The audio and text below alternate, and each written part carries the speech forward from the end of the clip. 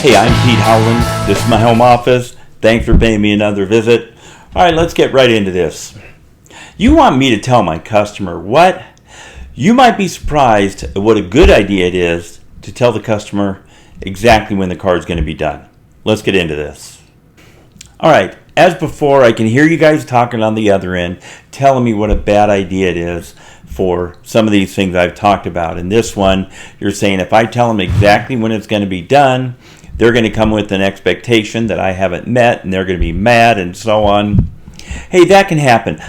Let's just do this. Let's build some reality into this thing. Let's build some common sense into this thing. Let's see if we can stay on the winning end of the equation.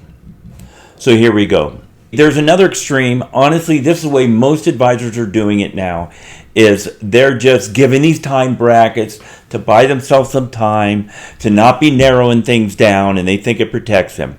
It doesn't. So here's what I've seen a million times if I've seen it once. I'll have your car ready between 3 and 4. The bad news about that is the customer never heard you say 4 o'clock. And you, as the advisor, never heard yourself say 3. So you hear the better number, the 4 o'clock. The customer said, they said between 3 and 4. So if you want your customer to show up for their vehicle at 2:45, do this. Tell them, hey, I'll have it done between 3 and 4. They're not going to wait till 4. Okay?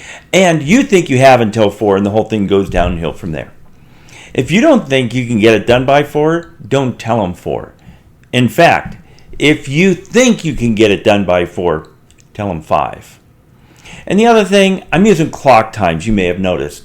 Please do not say it will be 2 hours or 3 hours or worse yet, 3 to 4 hours.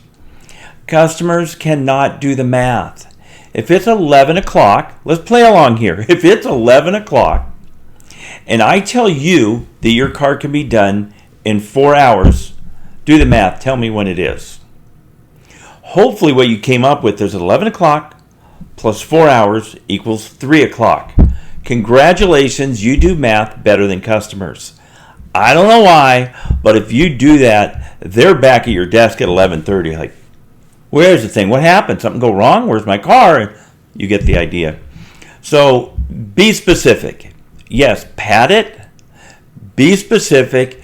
Use a specific clock time. When I was writing service, whether I was wearing a watch or not, I would tap on my wrist. It looks like I can have it done. I'd kind of play it through, I think I can have it done by, and we need to get it 6 o'clock. Is that going to work?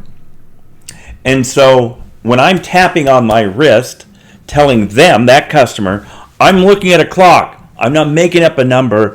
Hopefully they are looking at a clock mentally and thinking 5 o'clock or 6 o'clock, whatever you tell them. If you leave it vague, it will not be to your advantage. I want to stress that point. If you give them a time bracket, if you don't want to use specific clock times and you think that keeps you out of trouble, let me tell you the truth. It will not work to your advantage. It will work against you in the long run to the customer thinking you did not make a promise. Oh, by the way, there's one other thing, unfortunately, I need to cover in here, and I need to cover it because I've heard it so many times. I hear it so consistently on service drives. And this one is usually when there's a diagnosis involved, especially when there's a diagnosis involved and there's no appointment. And the customer says, well, when will you know what's going on? Is it covered on warranty? How long will it take? All those questions that they have. And the advisor says, I'll call you as soon as I know something. Let me translate that to you into what the customer hears. I'll just tell you, it's nails on a chalkboard. Seriously. Do yourself a favor.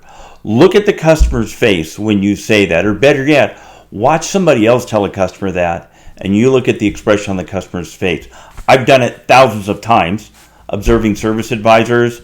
It's never yippee. It's like, are you kidding me? Or business as usual at a service department. Don't let them hear that. Don't let them think that. Make a promise, pad it, stick to it. Oh yeah, let me know how it works.